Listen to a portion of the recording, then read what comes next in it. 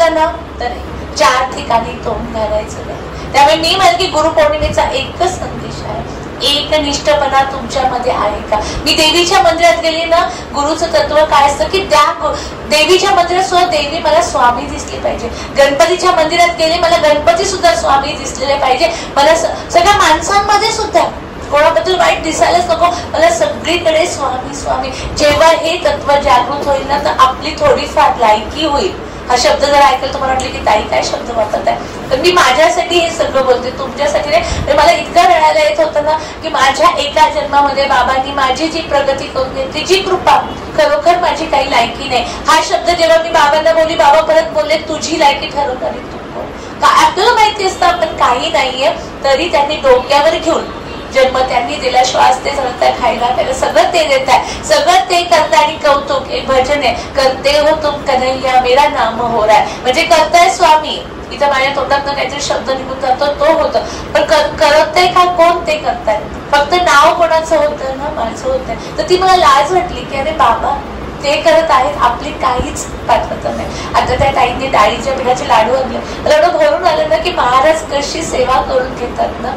एवढ्याशा लोकांना बोलवलंय, त्यातनं पण त्यांना जो पदार्थ, त्यांनाही आतून इच्छा का वाटली ना की गुरुपौर्णिमा आली, महाराजांना काय आवडतं हे महाराज आहे, हे आतून सुचवणार आहे. मी प्रत्येकाला म्हणते स्वामी फक्त माझ्याशी नाही, स्वामी प्रत्येकाशी बोलतात, फक्त ते कान उघडे ठेवून. आज त्यांना कुठेतरी इच्छा झाली असेल ना महाराजांना लाडू, तर ते त्यांना पाहिजे होते, त्यांनी सांगितलं त्यांना आणि त्या घेऊन आलेल्या. त्यामुळे आतला आवाज, स्वामी तुमच्याशीही बोलते, हा आतला आवाज ऐकायला.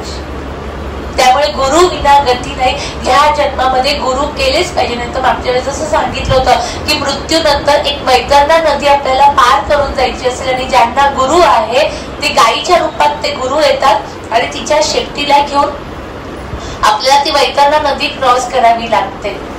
आणि जर तसं नसेल केलं तर मग आपल्याला गाय दान करा, ब्राह्मणाला भोजन करा, आणि त्या जीवाला पुढे पुढे ढकलायला लागतं. पण आपण केलेलं किती पोचणार आहे ना. त्यामुळे जो गुरु केलाय मग तो त्या शेपटीला धरतो आणि ती गाय आहे ती मोठीच्या मोठी वैतरणा नदी ती ओलांडून घेऊन जाते. आणि पहिलं तीर तुकाराम महाराजांचा, आता पहिलं तीर जायचं आहे तर ते गुरु केल्याशिवाय आपण पहिलं तीर. आणि मग तेव्हा मृत्यूनंतर पश्चाताप, मी काय केलं आयुष्यामध्ये, सगळं ऐकत होती मी, सगळं करत होती, मग त्या दलदलीमध्ये आपण अडकून राहतो. आणि कुठेतरी आपले पूर्व म्हणजे पुढची पिढी कुठेतरी दान धर्म ती चांगल्या मार्गात असेल, जर आपण त्यांना संस्कार केले असतील, का मुलांना चांगले संस्कार करायचे, असं आपण पितरांसाठी करतो ना, आपल्या मुलांनी आपल्यासाठी थोडं तरी करायला पाहिजे ना. पण ते जेव्हा करतील ते पुण्य गोळा होईल आणि पुन्हा मनुष्य जन्म मिळेल, आणि परत तेव्हा बुद्धी होईल तर ठीक आहे. जसा कलियुग वाढत चाललाय, सगळे वाईट व्यसन, वाईट सवय, मोबाईलच घ्या ना, आपण दिवस दिवस मोबाईलवर असतो.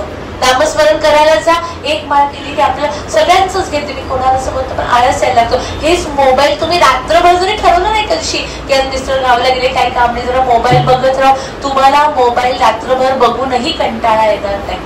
मी एक पेपर मध्ये बातमी वाचली होती, एक मुलगा होता तो मोबाईलवर व्हिडिओ बघत होता, त्याला बाथरूमला जायचं होतं, कंटाळा केला, 10वीतला मुलगा, कंटाळा केला, शेवटी त्याने बेडमध्ये सुसू केली, त्याला कळलं सुद्धा नाही, इतकं आपण मोबाईलच्या अधीन गेलो.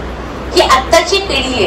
म्हणजे पुढे आपण कधी जन्म घेणार आणि कधी बुद्धी होणार की आपल्याला गुरु करायचे, हे सगळं आम्हाला करायचं नाहीये. मी मागेही सांगितलं होतं की तुम्ही मला सांगा, आम्हाला 1 वर्षाच्या आत स्वामींचं दर्शन घडवून द्या, मी तयार आहे तुम्हाला दर्शन घडवून द्यायला, पण त्या रस्त्यावर चाललं नाही. 1 वर्षात होणार, 10 वर्ष लागेल, पण या जन्मात आता पुन्हा बाबा जन्म नको. बघितलं ना, 9 महिने गर्भाच्या यातना, ऍसिड असतं पोटामध्ये, जे मलमूत्र असतं ना ते ऍसिड असतं, त्या ऍसिड मध्ये त्या बाळाला राहायला लागतं. मग तेव्हा त्याचं ना देवाशी अनुसंधान चाललं असतं, आणि तो देवाला म्हणतो, देवा मला तू फक्त एकदा बाहेर काढ्या ऍसिड मधनं, ह्या त्रासातनं. उलट लटकवलेलं असतं, 1 मिनिट तरी आपण उलट राहू का, नाही राहू शकत. 9 महिने ते उलट असतं, आणि मग ते देवाला म्हणतं की देवा तू एकदा मला बाहेर काढ, मी फक्त तुझं नामस्मरण करेन.